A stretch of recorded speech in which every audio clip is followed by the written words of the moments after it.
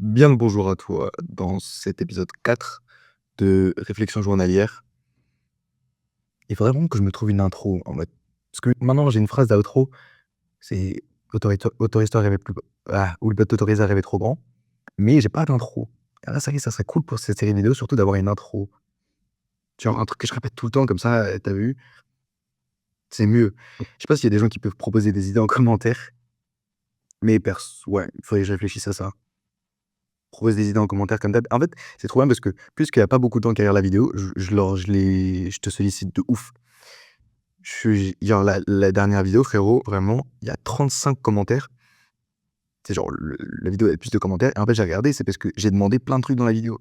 J'ai demandé plein de fois en mode: «Ouais, mets le timecode si tu veux ça, mets le timecode, je me demande si jamais toi tu fais ça» et du coup, en fait, moi ça me j'étais content parce qu'il y avait plus de gens qui commentaient.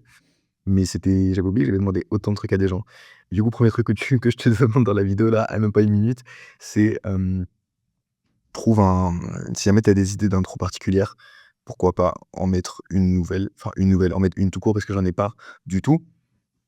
Et sinon, l'épisode d'hier était un peu plus bordélique que d'habitude parce que je m'étais un peu plus dissipé et cetera et surtout, en fait, j'ai remarqué que j'ai du mal à articuler mes idées. Et il y a même un mec qui m'a fait remarquer, il m'a dit: «Ouais, l'épisode d'aujourd'hui, il était un peu plus bordélique». Soit. Donc aujourd'hui, je vais essayer d'être un petit peu plus carré, un peu plus organisé, peut-être pour que ce soit plus agréable à écouter.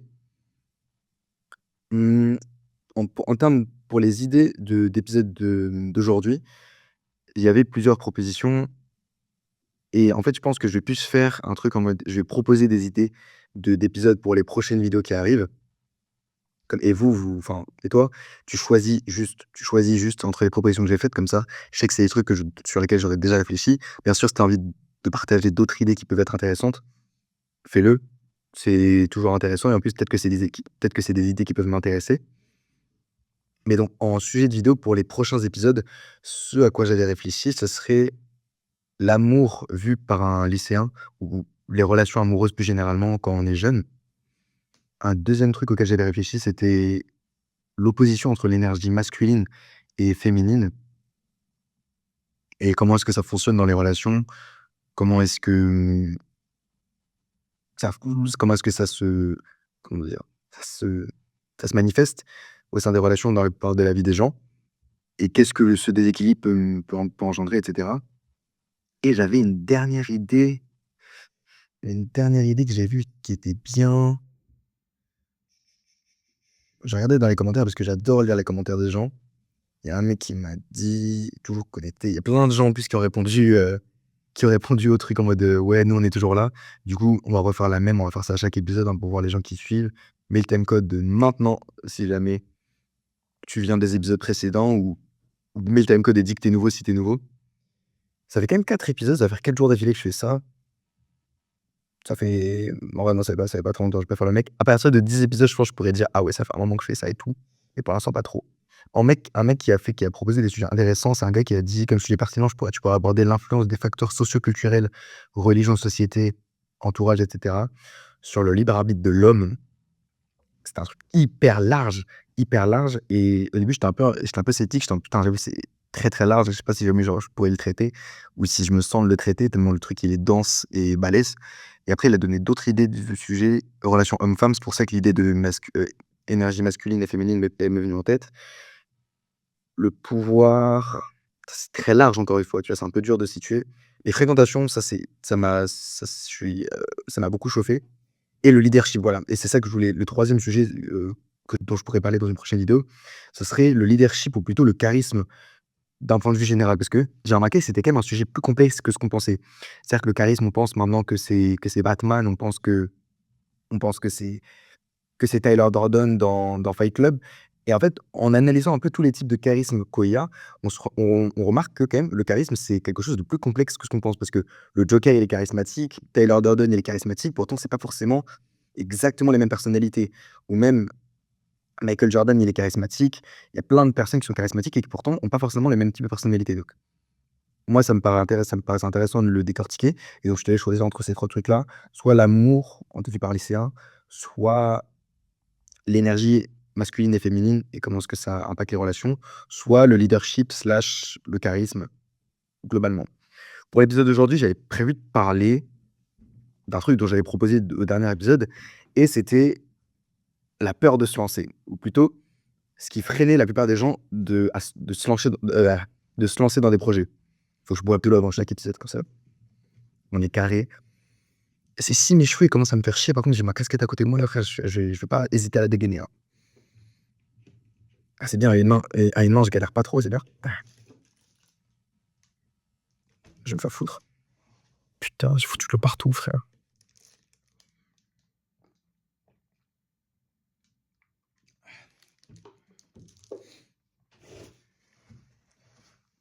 On essuie l'eau et on est parti. Alors, le sujet d'aujourd'hui, du coup, c'était la peur de se lancer. Et j'ai pensé à ça parce que c'est vrai que c'est un truc que moi j'avais beaucoup ressenti, surtout quand j'ai commencé YouTube ou quand j'ai commencé la salle de sport ou à peu près commencé n'importe quoi de nouveau dans ma vie. J'avais aussi peur de me lancer. J'avais peur de me lancer pour des raisons. Alors, je l'ai dit, là, ça me fait déjà chier mes putains de cheveux.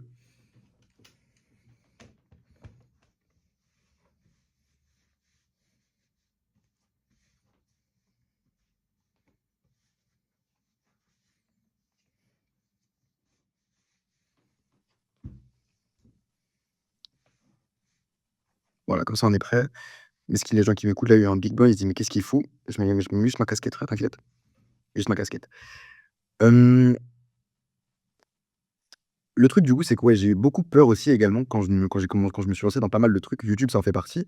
Et du coup, je comprends un peu la peur que la plupart des gens ont quand ils veulent se lancer dans quelque chose, ou plutôt l'appréhension qu'ils ont. Parce que c'est de la peur à proprement parler, mais c'est plus de l'appréhension. C'est le fait de se dire, après ça peut être associé à de la peur, mais c'est plus le fait de se dire, ok, qu'est-ce qui va se passer si là je me lance, ça va être quoi la réaction des gens, etc. Perso, moi, je vais donner mes exemples personnels et après je vais essayer de généraliser un peu ça pour que tu puisses relate et peut-être en tirer des choses intéressantes. Mais déjà, j'ai remarqué qu'il y a beaucoup, beaucoup de gens dans mes DM Insta qui me demandaient à chaque fois, ouais frérot, comment est-ce que tu as fait pour te lancer sur les réseaux?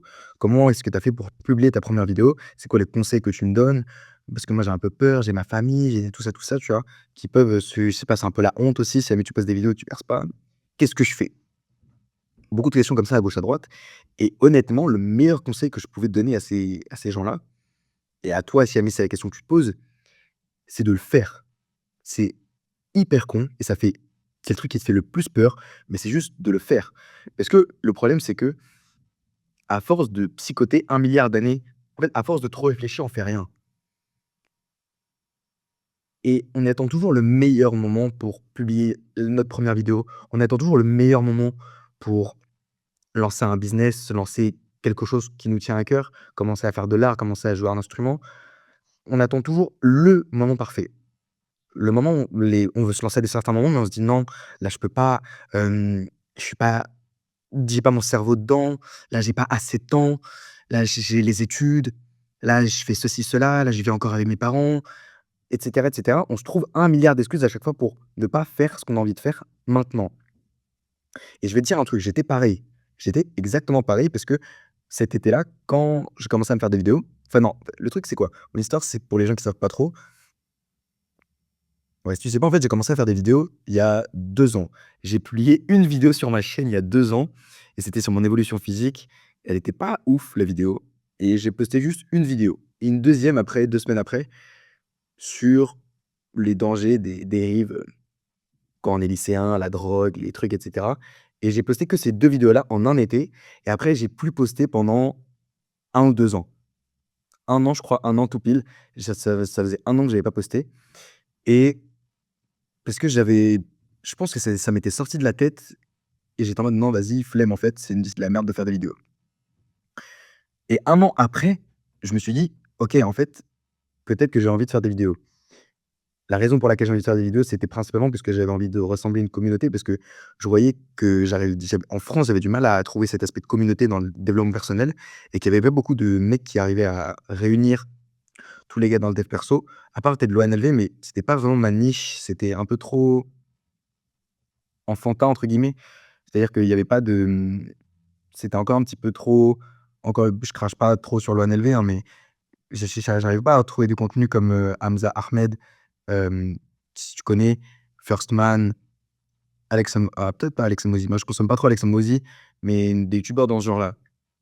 Ou Iman Kati, par exemple.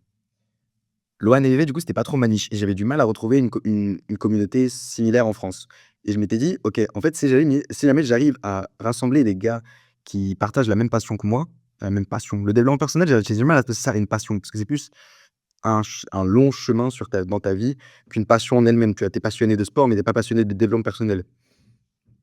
Du coup, si c'est pas droit. Et du coup, si jamais je pouvais rassembler des gens, créer une communauté et faire en sorte que je fasse rencontrer des gens entre eux qui avaient le même, centre d'intérêt, moi, ça allait être bénef parce que c'est moi qui aurais fait ça et surtout parce qu'en fait, ce que j'avais remarqué, c'était que dans le dev perso, le dev perso, c'était relativement niche dans la vie réelle et que c'était dur de trouver des gens qui étaient dans ça et donc moi, je voulais rassembler une communauté pour justement que les gens comme moi et comme mon frère pouvaient se réunir et pouvaient discuter entre eux de ce qu'ils voulaient et cetera.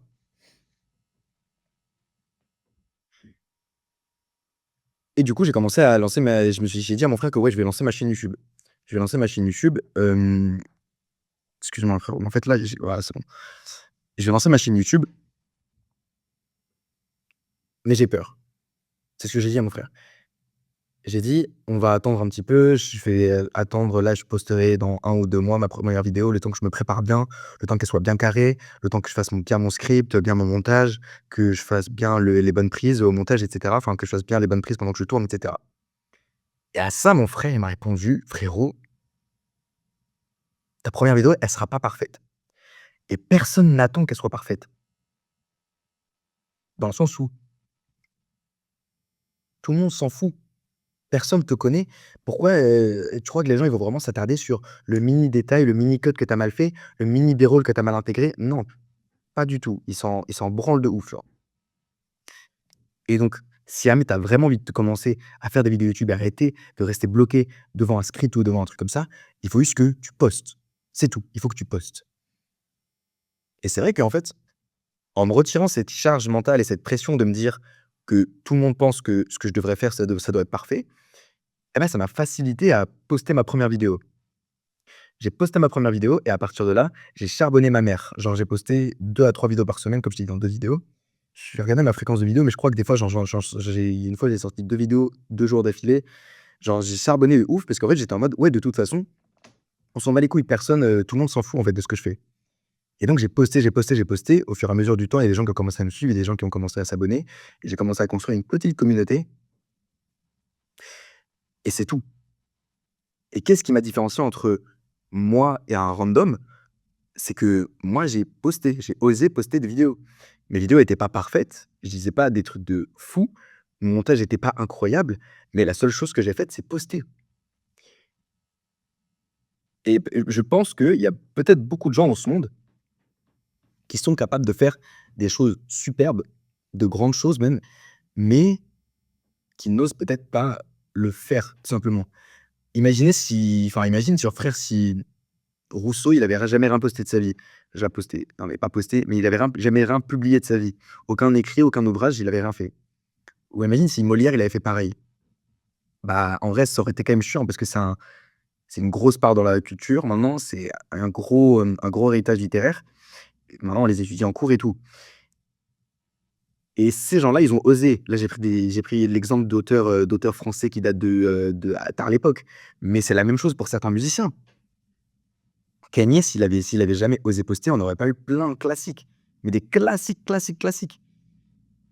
Si jamais Squeezie, il avait pas osé poster sa première vidéo où il faisait le con dans sa chambre, peut-être que là, on n'aurait pas eu le plus grand youtubeur de France qui fait des feats avec des gens de fou, qui organisent des courses de Formule 4 sur le circuit du Mans, tout ça. On n'aurait pas eu tout ça.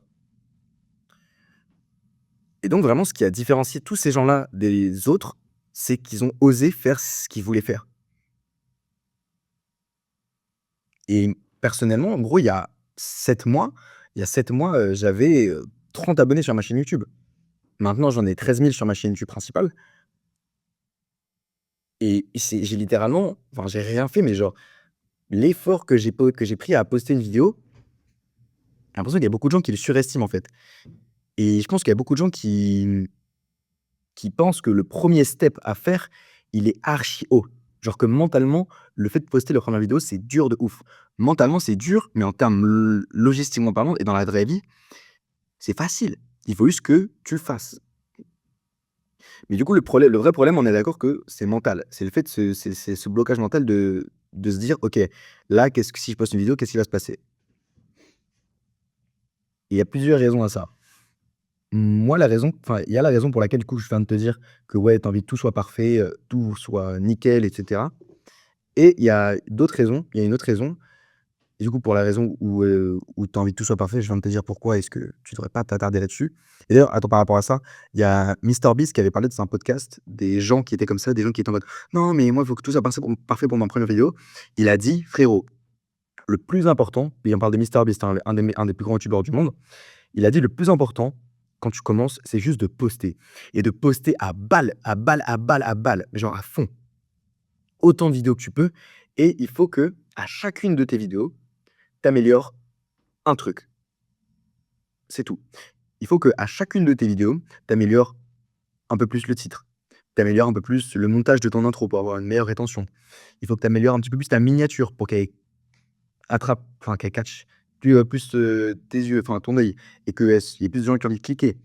Il faut que tu améliores ton storytelling, il faut que tu améliores la structure de ta vidéo. Mais il faut qu'à chaque vidéo, tu améliores une chose. Et si tu fais ça pendant 100 vidéos et qu'à 100 vidéos, à la 100e vidéo, tu as pas percé, là, tu viens me parler. Et là, tu vas me demander des conseils. Mais tant que tu as pas posté 100 vidéos sur ta chaîne YouTube où à chaque fois tu as amélioré un truc, tu continues de poster. Et je trouvais que c'était grave réel, parce que c'est vrai qu'il y a beaucoup de gens qui restent bloqués, ils restent bloqués, ils restent bloqués sur ce: «OK, qu'est-ce que je fais? Qu'est-ce que je fais?» mais ils n'essayent pas. C'est comme essayer de faire un salto arrière sans jamais essayer d'en faire un. C'est-à-dire que ce qui manque à beaucoup de gens, c'est pas la théorie, parce que la théorie, tout le monde peut l'acquérir. Tout le monde peut regarder des vidéos de gens qui disent comment faire des vidéos YouTube, mais personne ne fait des vidéos YouTube. Enfin, moins de gens, ont de pratique que de théorie. Et donc, si jamais tu as envie de te lancer sur les réseaux ou quoi, suis ce conseil-là. C'est le conseil que perso j'ai suivi et que j'ai essayé d'appliquer, même si je suis pas encore à 100 vidéos sur ma chaîne YouTube. J'ai essayé d'appliquer le plus possible, en améliorant à chaque fois un truc et aujourd'hui, je me débrouille. Mais donc si jamais tu as vraiment envie de te lancer sur les réseaux, pense à ça. Pense au fait juste de poster, poster, poster comme un enculé et de t'améliorer à chaque vidéo. Maintenant, ce qui peut bloquer, ça peut être autre chose que juste le fait de vouloir tout parfaire. Ce qui peut bloquer beaucoup de gens, dont moi aussi quand j'ai commencé et même maintenant, c'est l'appréhension de la réaction d'autres personnes. En l'occurrence, ça peut être tes potes au lycée, ça peut être tes parents, ça peut être des personnes en particulier auxquelles tu penses. Là, tu vois, on a tous une personne qui pop dans notre tête quand on pense à: «Ouais, j'ai peur de la réaction de cette personne-là vis-à-vis de mon contenu». C'est-à-dire qu'en vrai, on va pas se mentir, même s'il y a beaucoup de gens qui disent que maintenant c'est gênant de se foutre de la gueule des gens quand ils postent des trucs, il y a beaucoup de gens qui continuent de le faire, en fait et c'est chaud parce que, bah, c'est triste de ouf et même si jamais tu penses que, ouais, le harcèlement, c'est un truc un peu en arrière et que c'est gênant maintenant de se moquer des gens, il y a des gens qui continuent de le faire. Et donc je capte un peu l'appréhension que tu peux avoir en mode: «MDR, il fait des vidéos sur YouTube, regardez-le, la honte». Ça peut arriver encore et donc je capte 100 l'appréhension que tu as. Mais maintenant, il faut se poser les bonnes questions. La première question que je me suis posée du coup, c'est de qui j'ai peur, en fait? De qui est-ce que j'ai pas genre j'appréhende la réaction? Et à cette question-là, moi, perso, c'était les gens qui étaient au lycée, en mode, l'archouma d'arriver au lycée et qu'il y ait des gens dans ta classe qui sont en mode: «MDR, il fait des vidéos YouTube, regardez, regardez, Roby Daly et tout». Et il y avait vite fait mes parents, mais en vrai, mes parents, ils s'en foutent un peu de ce que je fais. Mais j'étais quand même un peu gêné qu'ils me voient parler de choses aussi personnelles que ce dont je parle, là ou dans les vidéos YouTube, bah, à eux, parce que c'est des trucs, bah, personnels du coup et même si jamais je peux le partager à des gens que je connais pas, le fait que mes parents le voient, c'est un peu différent. Mais il y avait un petit peu mes parents et il y avait un petit peu en fait, c'était globalement tout, mais le main truc, c'était vraiment au lycée. J'appréhendais de ouf la réaction des gens au lycée parce que, bah, le lycée, c'est un environnement social où tu es littéralement 90 de ton temps quand tu es un adolescent. Enfin 90, j'abuse un peu, tu vois? Mais tu es une grande majorité de ton temps quand tu es adolescent et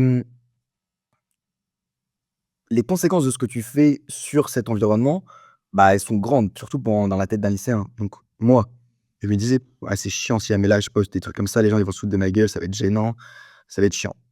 Puis après encore une fois mon frère, il m'a fait réaliser qu'en fait, bah, je devrais m'en battre les couilles de ouf, en fait. Et c'est facile de dire ça comme ça, mais en fait, le fait de s'en battre les couilles, c'est-à-dire que la phrase que j'ai en tête maintenant, c'est: «N'écoute pas l'avis des gens dont tu n'as pas envie d'avoir l'avis». Et là, ça paraît un peu tricky dit comme ça, mais en fait, c'est genre plus dans le sens où écoute pas l'avis des gens dont tu aimerais pas que ta vie à toi, la vie, de life, ta vie, elle ressemble, pas la vie. Genre, regarde juste le mec, si jamais il y a un mec qui te critique ou qui compte te critiquer, observe ce mec-là, enfin, visualise ce gars-là dans ta tête. Là, j'espère que tout le monde a un gars dans sa tête et dis-toi, est-ce que ce gars-là, tu as envie de lui ressembler? Est-ce que ce gars-là, son statut, où il en est dans la vie, ce qu'il fait pendant son temps libre, tout ça, tu as envie d'avoir tout pareil que lui? La plupart du temps, s'il se fout de ta gueule parce que tu lances dans des projets, la réponse, ce sera non. La réponse, ce sera non. Il y a beaucoup de gens, surtout au lycée, leur vie, c'est de la merde. Leur vie, c'est de la merde, c'est juste, ils je vais te décrire la vie de 90 des lycéens. C'est la semaine, entre les pauses, ils fument des puffs, ils discutent avec leurs potes, des fois, ils fument des clopes. Après les cours, ils restent posés, 30 minutes, 1 heure devant le lycée en train de discuter et encore une fois, encore en train de fumer des puffs ou des fois, ils décalent au café, boire une bière ou un truc comme ça et le week-end, vendredi, samedi, dimanche, ils vont en soirée, ils boivent de l'alcool, ils font des trucs comme ça. Et généralement, après les cours, quand ils rentrent chez eux, soit ils font leurs devoirs, soit ils scrollent sur leur téléphone. C'est tout ce qu'ils font. En vrai, la plupart des lycéens, c'est ça qu'ils font. Il y a certains lycéens qui vont à la salle aussi, mais ça enfin non, c'est de plus en plus fréquent, mais ça reste quand même une minorité comparé aux lycéens juste qui font de la D, genre qui fument des puffs et qui font des trucs comme ça. Donc en fait, dis-toi que la plupart de la vie des lycéens, en vrai, c'est de la merde. Genre, c'est grave de la merde, frère. Genre, en vrai, ça paraît d'être une caricature dit comme ça, en mode: «Ouais, le lycéen juste il fume et il boit», mais tu regardes un peu les gens autour de toi. Observe pendant 1 ou 2 jours les gens ce qu'ils font dans ton lycée, dans ta classe. C'est exactement ce que je viens de décrire, hein. Le week-end, ils partent en soirée pour aller fumer, se droguer, je sais pas quoi et en semaine juste, des fois après les cours, ils vont dans des bars, ils vont dans des cafés, boire des bières ou fumer des clopes. C'est littéralement ce qu'ils font et donc si ces gens-là, leur avis, toi, il t'impacte, je sais pas toi, hein, mais en vrai, leur avis finalement, moi je me suis dit: «Bah, en vrai, j'avoue, je m'en bats un peu les couilles, quoi». Genre, à moins que ce soit un avis très constructif, se basant sur des faits et qui me permettent de progresser, la plupart du temps, l'avis des gens comme ça, je m'en bats un peu les couilles. Comme je l'ai dit, parce que j'ai pas forcément envie de leur ressembler. Si jamais c'est un mec, je sais pas, si c'est un mec très successful sur YouTube ou très successful dans le dev perso qui me dit: «Ouais, OK, frérot, là, tu regardes ça, c'est pas ouf. Moi non plus, j'aime pas trop ça, donc tu devrais corriger ceci, cela». D'accord. Je regarde le mec, je me dis: «S'il en est arrivé là où il en est et qu'il me donne des conseils, c'est peut-être que je dois l'écouter». Mais de une, c'est des conseils constructifs et en fait, dis-toi qu'il y a peu de gens plus successful que toi qui vont hater sur ce que tu fais. Ça, c'est une phrase de David Goggins. Il a dit: «No hater will be better than you». No hater will be better than you. En gros, ça veut juste dire qu'il y a aucun hater qui sera meilleur que toi et c'est vrai. Est-ce que je sais pas où est-ce que attends, faut que je bois.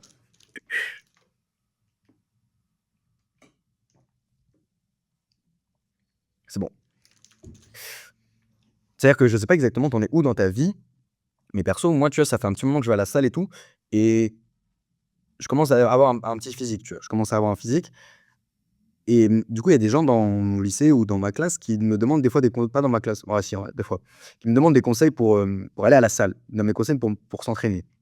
La plupart des mecs qui me demandent ça, du coup, ils sont moins stock que moi et c'est vrai qu'à aucun moment, l'idée de me foutre de leur gueule ou l'idée de me genre de hater sur eux, elle m'est venue à l'esprit, en fait.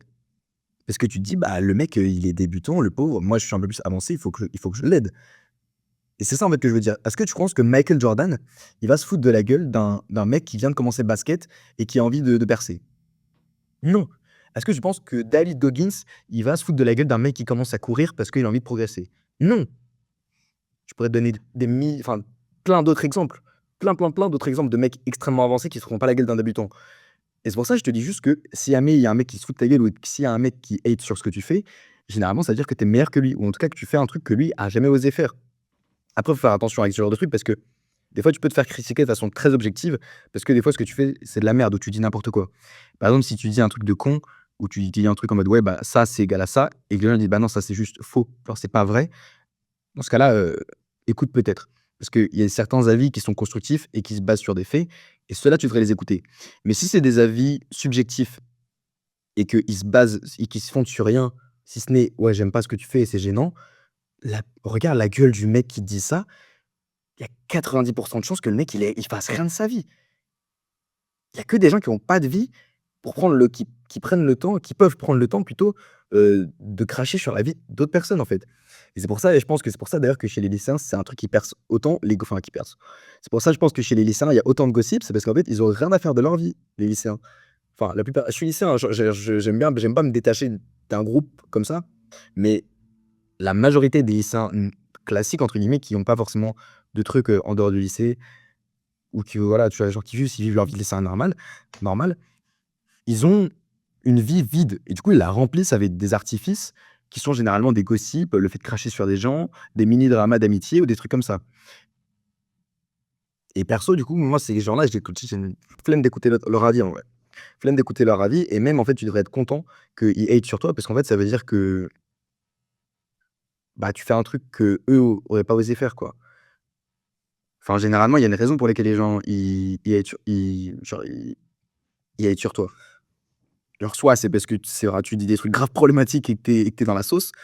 Et ça a peu de chances d'arriver si jamais tu fais juste des vidéos dans ton coin et que tu donnes des conseils à des gens tranquilles, ou juste que tu crées du contenu. Soit, bah, les gens, genre, ils ont un complexe d'infériorité et ils se disent: «Mais attends, mais il est en train de faire un truc, de sa vie et pas moi» et du coup, du coup, ils essaient de cracher sur moi. «Ah mais c'est de la merde ce que tu fais!» alors que eux dans leur vie, ils peuvent pas faire de la merde parce qu'ils font rien. Donc, c'est simple, en fait. C'est tout simple.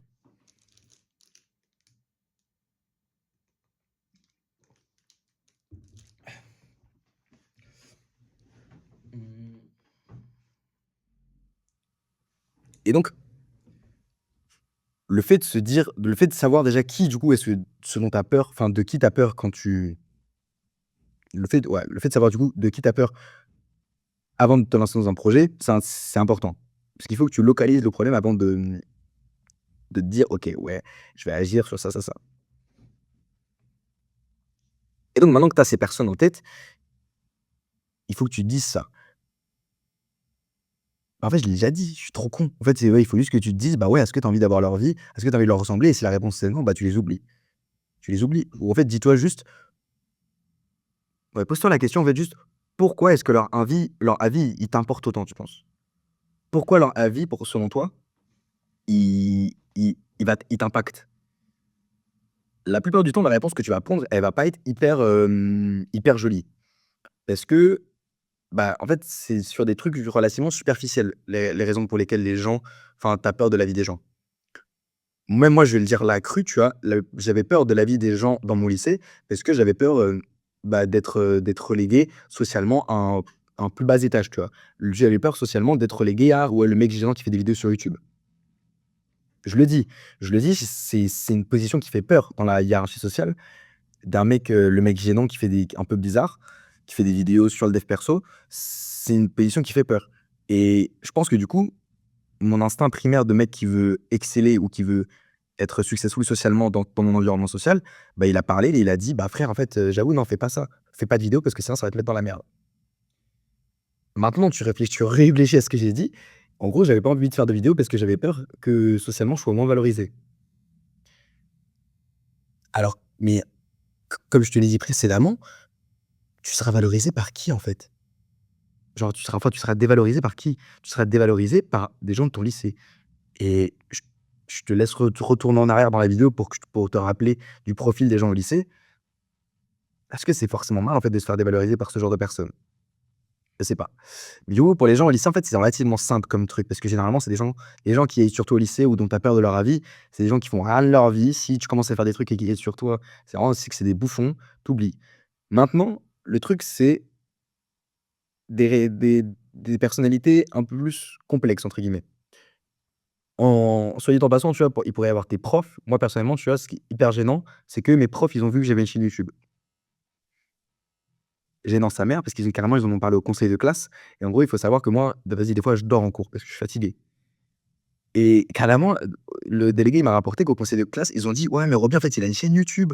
Du coup, peut-être qu'il bosse sur ses vidéos YouTube le soir et tout et du coup, il est fatigué quand il est en cours et cetera». En vrai, c'était mignon parce qu'en vrai, je suis pas méchant comme élève. Je travaille pas énormément non plus, mais je suis pas méchant en soi. Genre, je suis pas très perturbateur dans les cours. Juste, du coup, je dors, tu vois? Et juste, je dors parce que je suis fatigué, j'ai entraînement la veille, je m'entraîne tard et cetera, donc je suis fatigué. Et c'était mignon parce qu'ils essaient de me trouver une excuse en mode: «Non, mais il a une chaîne YouTube» et cetera, mais c'était gênant de baiser à la fois parce que, bah, ils savaient que j'avais une chaîne YouTube. C'est-à-dire, ils voyaient mes vidéos sur, là, quand je parlais des meufs, quand je parlais de l'impact de la beauté dans la société, je parlais que mes profs voient ça. Mais bref, ils ont vu. Et donc, dans les vidéos qui ont suivi après qu'ils aient vu, j'ai remarqué que pendant que je scriptais ou pendant que je faisais le montage ou pendant que je tournais la vidéo, je pensais dans un coin de ma tête à eux. Je pensais dans un coin de ma tête: «Mais ah, mais c'est chiant, mes profs vont voir ma vidéo et tout» et j'en ai parlé à mon frère encore une fois et il m'a dit: «OK frérot, maintenant pense à pourquoi pourquoi l'avis des profs, il t'importe autant? Pourquoi est-ce que tu prêtes attention à leur avis?» Et la première réponse qui vient en tête, c'est parce que, bah, c'est gênant, mais tu y réfléchis un petit peu plus et en soi, il y a aucune raison, genre aucune raison, rationnelle ou pour laquelle, genre qui justifierait le fait que j'en ai quelque chose à foutre de leur avis. Pour les parents, ce serait peut-être un peu différent parce que, bah, ça serait quand même important du coup de considérer leur avis vis-à-vis de ce que tu fais. Parce que du coup, c'est quand même tes parents, tu vois? C'est pas juste des randoms au lycée ou tes profs. Mais si jamais tu as peur de la réaction de tes parents, déjà, en fait, un premier truc pour savoir si le projet dans lequel tu le lances, c'est un bon projet, garde ça en tête, c'est est-ce que tu aurais honte si jamais, là, ce que tu faisais sur les réseaux ou ce dans quoi tu veux te lancer, tu aurais honte si jamais quelqu'un le montrait à des gens? Ça, c'est un super bon indicateur pour savoir le truc dans lequel tu lances, le truc pour savoir si le truc dans lequel tu te lances, c'est bien. Parce que personnellement, tu vois, à l'ancienne, je faisais des TikTok. Je faisais des TikTok en mode thirst trap, tu vois, en mode où je faisais beau gosse, j'étais comme ça, là, je faisais ouais, tu vois, bad gênant sa mère, mais vas-y, c'était l'ancienne, ça genre, je sais pas, tu vois, ça ramenait des DM sur Insta. Bref, c'était une sombre époque. Et du coup, je faisais ça, tu vois, je faisais ça, je faisais des thirst trap, je faisais des edits, glow up en mode, POV moi avant, POV moi après. Et j'étais content, tu vois? J'étais en mode: «Bah, trop bien, tu vu, il y a plein de meufs qui commentent, il y a plein de meufs qui m'envoient des messages». Sauf que, du coup, mes parents, ils ont vu que je commençais à devenir un petit peu connu sur TikTok et tout. Et du coup, ils ont commencé à montrer ça à la famille, aux cousins, aux cousines, aux neveux, aux nièces, aux tontons, aux tatas. Et j'avoue, quand mon frère faisait la même, tu vois? Et c'est vrai qu'à ce moment-là, quand j'étais confronté au truc en mode et que les gens de la famille voyaient les TikTok que je faisais où j'étais comme ça là, bah, j'étais archi gêné sa mère, parce que c'est gênant, en fait. Tu regardes le truc, un mec qui tu sors un peu de la sphère et genre, du monde TikTok, tu regardes la vidéo en tant que telle, c'est gênant de ouf. Gênant sa mère. Gênant de ouf les gens qui font ça, genre. Et même moi, je regarde des vidéos de moi à l'ancienne, je me dis: «Ah ouais, non, c'est chaud quand même», genre à quel point c'est gênant. Et du coup, je me suis rendu compte que, bah, en fait, si jamais je peux pas être fier des choses que je fais, genre si jamais j'ai honte quand ce que je fais enfin, si j'ai honte de quand les gens ah putain, c'est ouf, hein, la construction de la phrase. Le VSCP, je crois, on apprend ça en CP, hein. Et je me disais du coup, si j'ai honte de ce que je fais quand des gens le montrent à d'autres personnes, c'est que c'est pas quelque chose de bien. Parce que du coup, c'est pas quelque chose dont je suis fier et c'est pas quelque chose dont j'ai envie qu'on partage. Les réseaux, du coup, ce que je faisais dans TikTok, c'était horrible du coup, mais dès que je me suis lancé sur YouTube, bah, la chose que je faisais pour les gens, c'était plus honorable, on va dire. Et c'est quelque chose dont j'avais pas forcément honte parce que ce que je faisais sur YouTube, en gros, c'était donner des conseils pour des mecs de mon âge, pour les aider à se développer et dans certains cas, éviter qu'ils se fassent harceler à cause de leur physique parce que je sais que ça enfin, je sais que ça c'est le cas pour certaines personnes. Je l'ai vécu et je l'ai vu surtout dans mon entourage. Je sais que des fois dans la j'aide des mecs de mon âge à s'améliorer tout simplement. Et en leur donnant des conseils, que ce soit pour leur physique, que ce soit mentalement, en termes pour les faire évoluer mentalement et leur faire poser des questions pour que je crois que c'est, mens sana, c'est un esprit sain dans un corps sain, donc pour qu'ils puissent développer un esprit critiques, qui puissent réfléchir par eux-mêmes avec un cerveau en bonne santé et pas complètement détruit par des vidéos de 4 secondes sur TikTok ou sur Insta, mais également qui puissent progresser physiquement, qui prennent soin d'eux, de leur peau, de leur physique, de leurs cheveux, de tout ça, tu vois? Et à ce moment-là, du coup, quand mes parents essayaient de montrer des vidéos à des gens, j'étais toujours un petit peu gêné parce que c'est toujours gênant quand tes parents veulent montrer un truc que tu fais à des gens. Mais j'étais un petit peu moins gêné parce que, en l'occurrence, là, quand je devais présenter ce que je faisais, enfin, quand mes parents présentaient les trucs à des gens ou quand moi je devais le présenter à des gens, au lieu de dire, bah regarde, en gros, je fais des TikTok où je fais le mec comme ça, là, troisième fois de la vidéo que je fais ça. Mais en gros, au lieu de dire, ouais, je fais des TikTok juste où je thirst trap et il y a des gens qui commentent et après, voilà, quoi, je like et après, je reposte. Bah là, je disais, ouais, bah, je fais des vidéos sur, YouTube pour donner des conseils à des mecs de mon âge, pour les aider à se développer personnellement, à être plus beau gosse, à avoir un cerveau en meilleure santé, à avoir un corps en meilleure santé, et cetera, et cetera. Et du coup, à ce moment-là, je me suis rendu compte que, bah, c'était pas du tout la honte, en fait, de faire ça. C'était pas du tout la honte. J'avais aucune honte à faire ça. Personnellement, même si je ressens encore un petit peu de gêne aujourd'hui quand il y a des gens de ma classe qui viennent me voir et qui me disent: «Hey, j'ai vu tes vidéos sur YouTube, MDR». Parce que c'est gênant, en fait, de faire ça juste sur, je déteste quand les gens, ils viennent me voir comme ça. Ça va un peu mieux, parce qu'en fait, en l'occurrence, là, ils ont pas vu des TikTok de moi gênants, ils ont vu des vidéos de moi qui donnent des conseils sur de la morning routine, ils ont vu des vidéos de moi qui donnent des conseils pour, sur le mewing, sur des trucs comme ça. Et même s'il y a des mecs qui sont complètement cons et qui disent: «Ah MDR, looks Maxime, la plupart des gens, ils sont intelligents et ils se disent, «Ah bah, c'est cool en fait que le gars il fasse ça». Genre, pour la plupart des gens, pour se développer et cetera. Donc, putain, j'ai fait un détour de ouf juste pour te dire ça, mais du coup, ouais, réfléchis à ça. Réfléchis à est-ce que là, le projet que tu fais, si jamais on le montrait à des gens en public, t'aurais honte qu'on montre? Réponds à cette question-là d'abord, avant d'avancer plus loin dans ton projet, parce que si jamais ton projet, c'est juste de faire le beau gosse sur TikTok ou quoi, pas sûr que sur le long terme, ça te rende super fier. Et donc, si ta réponse c'est oui, dans ce cas-là, fonce-y, fonce, fonce. Après, attends, j'ai besoin de parler de quoi d'autre?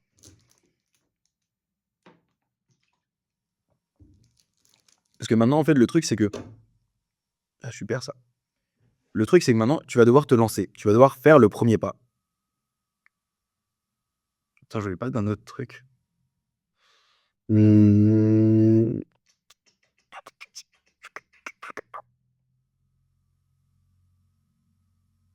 Putain, je m'en souviens plus, c'est fou. Je m'en souviens plus. Mais donc, déjà, du coup, si tu en es arrivé là, j'espère que tu as déjà un peu avancé dans ta mentalité au lieu et que tu es plus bloqué à te dire: «Ouais, je dois faire la vidéo parfaite en première vidéo» ou «Ouais, j'ai peur de la réaction de lui pour dans ma première vidéo» ou «Ouais, j'ai peur de quoi que ce soit». Tout ça, déjà, j'espère que tu as pu un peu réfléchir à ça pendant tout le long de l'épisode et que tu as pu te dire: «Mais en fait, c'est vrai». Genre, en soi, la vie des mecs dans mon lycée et tout, m'en bat les couilles, frère.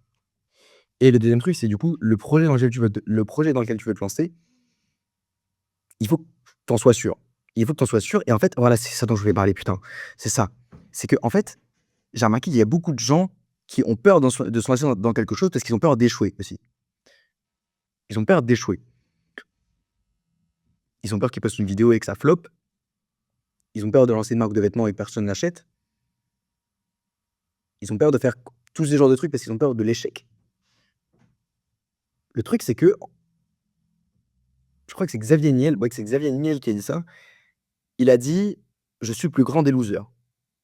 Xavier Niel, pour ceux qui ne savent pas, Xavier Niel, c'est le fondateur de Free, c'est le créateur du forfait à 2 €. À 24 ans, il devient multimillionnaire. Quand il était adolescent, il hackait des sites et des téléphones pour le gouvernement et en gros, il a été élu un des hommes enfin l'homme le plus influent de France, je sais plus quelle année, mais une année et actuellement, il est milliardaire. Pas mal comme loser quand même et la raison pour laquelle il a dit que c'était un loser, c'était que pour progresser et pour accomplir tout ce qu'il a accompli, il a fallu qu'il échoue, mais qu'il échoue beaucoup et à beaucoup d'endroits de sa vie. Il a expliqué par exemple que quand il a voulu racheter M6, il s'était fait remballer. Il a raconté plein d'anecdotes comme ça où ça a pas marché ce qu'il a fait et c'est pour ça qu'il dit que selon lui, c'est un des plus grands losers de tous les temps et même il y a plein de gens successful qui disent des trucs comme ça Michael Jordan, il avait fait une citation, je me rappelle plus exactement, mais c'était ouais, genre: «J'ai loupé plus de» là, les chiffres, ça va être de la merde, mais il a dit: «J'ai loupé plus de 16 000 tirs dans ma carrière, plus d'une dizaine de fois, j'ai eu le buzzer genre j'ai eu le the last shot en mode le le dernier tir pour, marquer et gagner et je l'ai pas mis et c'est la raison pour laquelle je suis le joueur que je suis aujourd'hui». Tous les mecs successful te diront que pour progresser, il faut échouer et c'est dur à se dire comme ça parce que l'échec, ça fait peur. Ça fait peur et c'est pas agréable à vivre. Mais le problème, c'est qu'en fait, statistiquement, tu vas forcément plus échouer que réussir. C'est comme ça, c'est la vie. Et donc, au lieu de réfléchir à l'échec comme une fin et comme quelque chose de négatif, en fait, tu devrais plus penser à l'échec comme quelque chose qui va te faire progresser. Parce que à chaque fois que tu échoues, tu apprends. Et à chaque fois que tu apprends, tu progresses. Et à chaque fois que tu progresses, tu te rapproches de ton objectif. Les premières vidéos que j'ai faites faisaient pas, elles faisaient même pas de 100 vues, frère. Elles faisaient 50-30 vues. Et c'est parce que j'ai fait ces vidéos de merde qui ont fait 0 vue que maintenant je peux faire des vidéos qui peuvent taper 10 000 vues. C'est toujours pas ouf, mais le plus important, c'est de progresser, tu vois? J'ai tendance à dire: «Ouais, le plus important, c'est la trajectoire, pas la position». Parce que quelqu'un qui va faire 5 000 vues, 10 000 vues, 15 000 vues, 20 000 vues, même s'il a 20 000 vues, lui, sa trajectoire, elle fait ça. Alors qu'un mec qui fait des 100 000 vues, 50 000 vues, 20 000 vues, bah, 20 000 vues, il est là, sauf qu'il fait que de descendre depuis le début. Et donc moi, c'est ce que je dis tout le temps. La trajectoire est plus importante que la position. Garde ça en tête pendant tous les restants de tes jours. Peut-être que là, tu es nul, mais est-ce que tu es meilleur que hier? Si la réponse c'est oui, tu as gagné la vie. C'est fini, tu as gagné la vie. Est-ce que c'est ça le plus important au final? On s'en bat les couilles de X ou Y, Z qui, lui, il est déjà beaucoup plus avancé que toi. Toi, personnellement. Est-ce que hier, tu étais meilleur ou tu étais moins bon qu'aujourd'hui? Et la réponse, c'est que si aujourd'hui, tu es meilleur que hier, ta journée, elle est réussie. Ta journée, elle est réussie. Et donc garde ça en tête. Garde ça toujours, toujours, toujours en tête. Et maintenant le truc pour surmonter l'échec, pour se dire pour se faciliter le fait d'échouer dans la vie de tous les jours, je dirais que le moyen le plus dur, c'est de beaucoup, beaucoup échouer.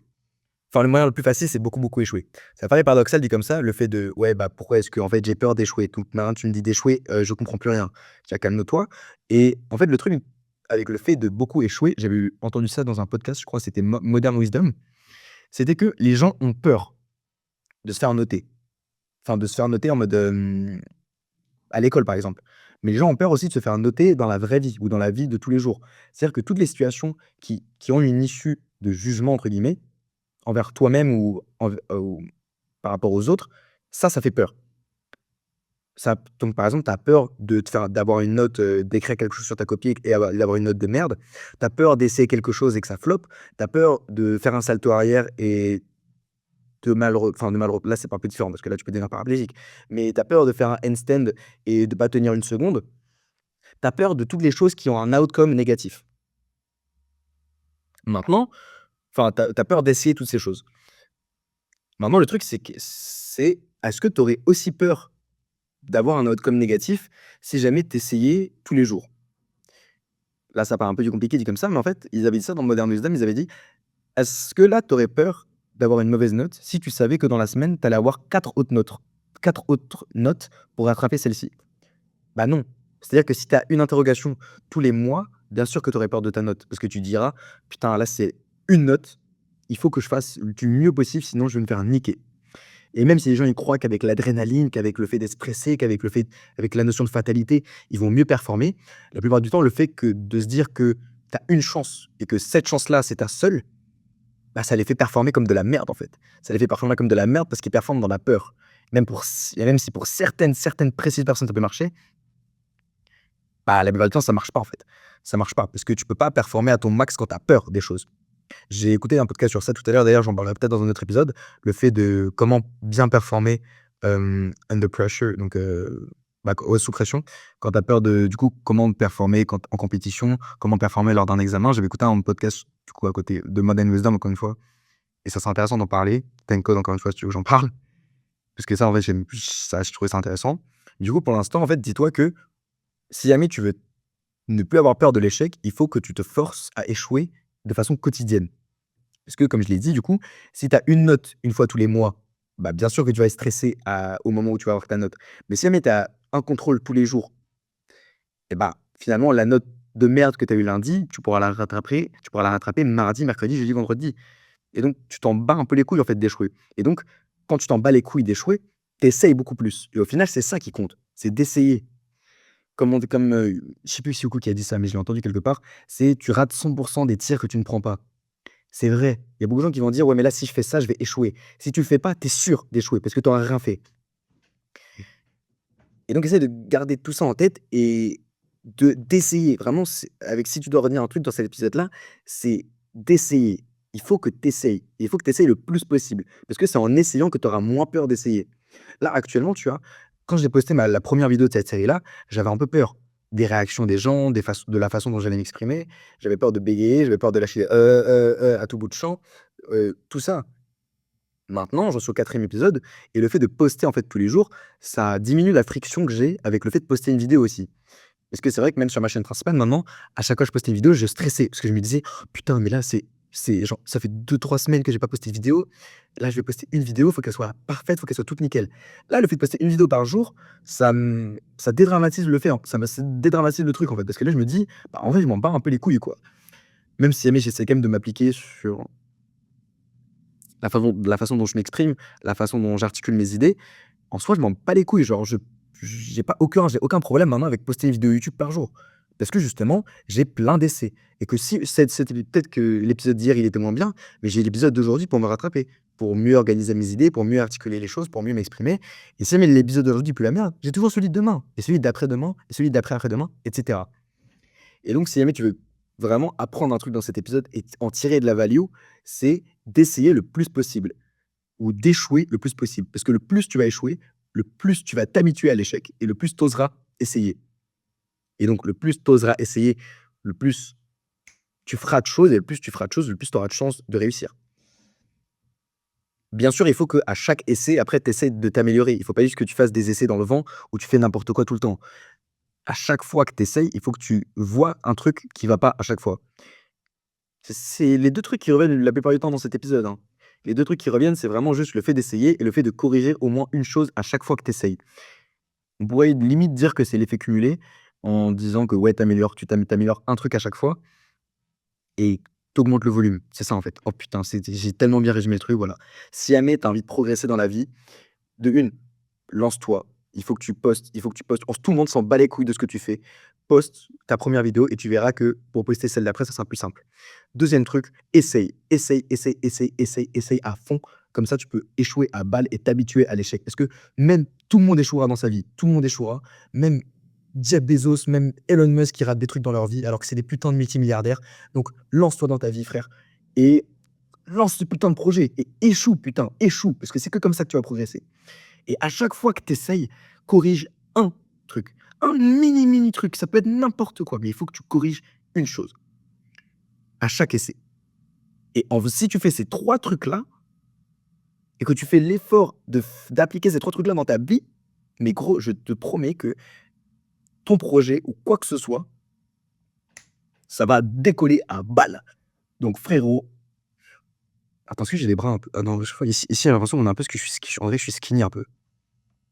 On dirait que je suis skinny un peu, c'est pas grave. Mais frérot, du coup, j'ai essayé de résumer le truc le plus facilement possible. Focus sur ces trucs-là. S'il te plaît, focus sur ces trucs-là et lance-toi dans ce que tu as envie de faire. Parce qu'il y a des gens exceptionnels qui ont des idées exceptionnelles, mais qui verront jamais le jour parce qu'ils ont peur. Et j'ai pas envie que tu fasses partie de ce genre de personnes. Donc, s'il te plaît, frérot, peu importe c'est quoi ton projet, peu importe c'est quoi ton idée, fais-le.